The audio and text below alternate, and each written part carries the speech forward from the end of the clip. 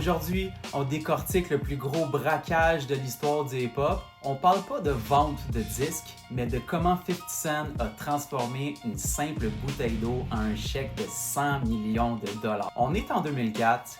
À l'époque, 50 est l'artiste le plus chaud de la planète, mais il remarque une chose, les ventes de CD commencent à chuter à cause du téléchargement illégal. Il comprend vite que s'il veut rester riche, il doit posséder ses propres produits.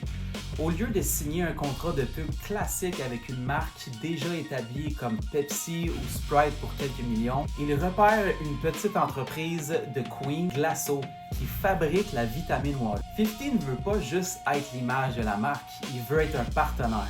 La réalité, c'est qu'il a négocié 10% des parts de la compagnie en échange de son image et de la création de sa propre saveur, la Formula 50. C'était un pari énorme. À l'époque, voir un rappeur aussi street faire la promo d'une boisson santé, personne n'y croyait.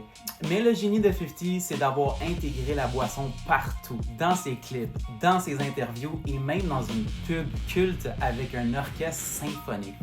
Il a rendu l'eau vitaminée cool pour la culture urbaine. Le vrai coup de génie arrive vraiment en 2007.